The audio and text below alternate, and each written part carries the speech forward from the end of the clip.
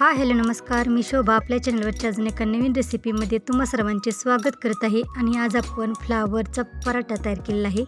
तो आज आपण बघत आहे. फुलगोबी के पराठे म्हणजेच फ्लावरचा पराठा आपण तयार करत आहे. त्यासाठी आपल्याला फ्लावर लागणार आहे. त्यासाठी आपण एक मोठा फ्लावरचा गड्डा घेतलेला आहे. तर याचे आपण तुकडे करून घेणार आहे आणि फ्लावर आपण स्वच्छ पाण्याने धुवून घेणार आहे. तर असे एक एक तुकडे घेऊन आपण फ्लावर स्वच्छ धुवून किसून घेणार आहे. अद्रक, लसूण आणि मिरची आपण पाणी न घालता बारीक करून घेणार आहे. फ्लावर आपण स्वच्छ धुवून खिसणीने खिसून घेतलेला आहे. यामध्ये आपण चवीसाठी मीठ टाकून फ्लावर आपण एकत्र मिक्स करून घेणार आहे. फ्लावरला आपण मीठ लावून फ्लावर आपण 10 मिनिटे असाच ठेवणार आहे आणि नंतर आपण फ्लावरमधील पाणी आहे ते काढून घेणार आहे.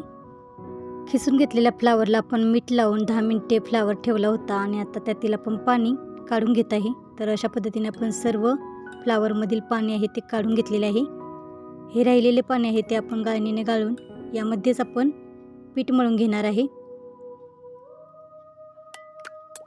2 वाटी गव्हाचे पीठ घेतलेले आहे. यामध्ये आपण चवीसाठी मीठ घालत आहे.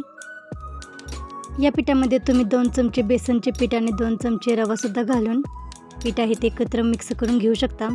तर पहिल्यांदा आपण फ्लावरच्या पाण्यामध्ये पीठ एकत्र मिक्स करून मळून घेत आहे. तर पिठाचा आपल्याला घट्टसर असा गोळा मळून घ्यायचा आहे. नंतर आपण थोडे थोडे लागेल असे पाणी घेऊन पिठाचा गोळा आहे तो अशा पद्धतीने मळून घेत आहे. तर आपण चपातीला मऊ पीठ मळतो त्याच्यापेक्षा जरा घट्टसर असे पीठ आपल्याला मळून घ्यायचं आहे. तर अशा पद्धतीने आपण पिठाचा गोळा आहे तो मळून घेतलेला आहे. कढईमध्ये 1 पळी तेल घालून तेल आपण गरम करून घेतलेले आहे. तेल गरम झाले की त्यामध्ये आपण छोटा 1 चमचा जिरा घालत आहे. जिरा चांगला तेलामध्ये भाजल्यानंतर त्यामध्ये आपण अद्रक, लसूण आणि हिरवी मिरची यांचे वाटण तयार केलेले ते आपण तेलामध्ये घालून परतून घेत आहे. थोडीशी यामध्ये आपण हिंग पावडर घालत आहे आणि हे सर्व मसाले आपण चांगले परतून घेत आहे.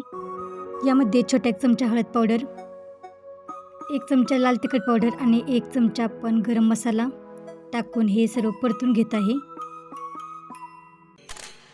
छोटा 1 चमचा धने पावडर टाकून आपण हे सर्व मसाले चांगले परतून घेतलेले आहेत. यामध्ये आपण आता खिसून घेतलेला फ्लावर आहे तो घालत आहे. तर फ्लावर आपण पूर्णपणे कोरडा करून घेतलेला आहे. फ्लावर आपण कोरडा करून घेतल्यामुळे फ्लावरचे पराठे तयार करताना ते फाटत नाहीत आणि पराठे लगेच आपल्याला लाटता येतात. मोठ्या गॅसच्या आचेवरती आपल्याला फ्लावर आहे तो 2 मिनिटे सतत असे परतून घ्यायचे आहे. यामध्ये आपण चवीसाठी थोडेसे मीठ टाकत आहे. तर पहिल्यांदाही आपण मीठ टाकलेले त्यामुळे आता आपण थोडेसे मीठ टाकून फ्लावर परत एकदा चांगला परतून घेत आहे. तर अशा पद्धतीने आपल्याला फ्लावरचा पराठा तयार करण्यासाठी सारण तयार करून घ्यायचे आहे.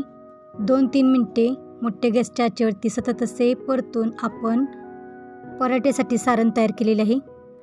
तयार करून घेतलेले सारण आपल्याला थंड करून घ्यायचे आहे. तर हे फ्लावरचा पराठा तयार करण्यासाठी आपण जे सारण तयार केलेले आहे ते पूर्णपणे थंड केलेले आहे. आणि यामध्ये आता आपण बारीक चिरून घेतलेली कोथिंबीर घालत आहे. बारीक चिरून घेतलेली कोथिंबीर यामध्ये घातल्यामुळे फ्लावरचा पराठा अजूनच चवीला छान लागतो. पराठ्यासाठी आपण मळून ठेवलेले पीठ ते अजून 2-3 मिनिटे मळून त्याचे गोळे तयार करून घेत आहे. तर पराठा आपल्याला जेवढा बारीक किंवा मोठा करायचा आहे त्या पद्धतीने आपल्याला गोळे तयार करून घ्यायचे आहेत. तर अशा पद्धतीने मी गोळे तयार करून घेतलेले आहेत आणि एक गोळा घेऊन त्याला वाटीचा आकार देऊन अशा पद्धतीने त्यामध्ये आपण 2 ते 3 चमचे तयार केलेले फ्लावरचे सारण घालून पराठ्यासाठी आपण हुंडा तयार करून घेत आहे. तर अशा पद्धतीने आपण पराठ्यासाठी हुंडे आहेत ते तयार करून घेणार आहे.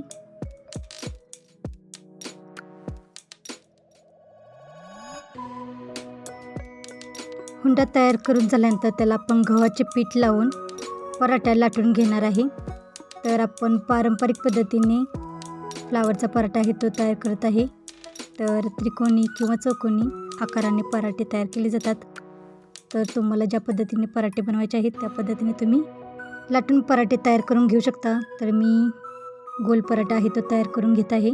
तर अशा पद्धतीने आपण पराठा लाटून भाजून घेणार आहे.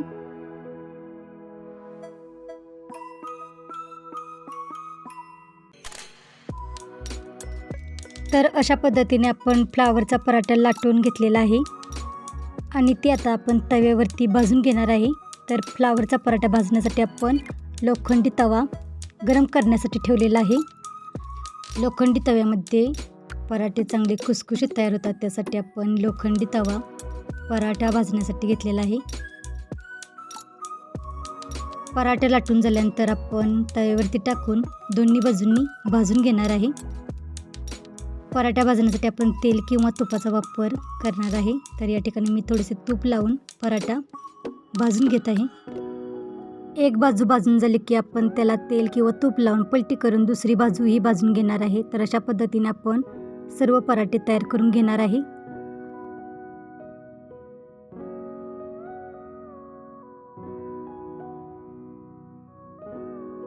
छानपैकी खरपूस पराठा भाजून झाल्यानंतर आपण एका ताटामध्ये काढून घेणार आहे आणि बाकीचे पराठे आपण अशाच पद्धतीने भाजून घेणार आहे.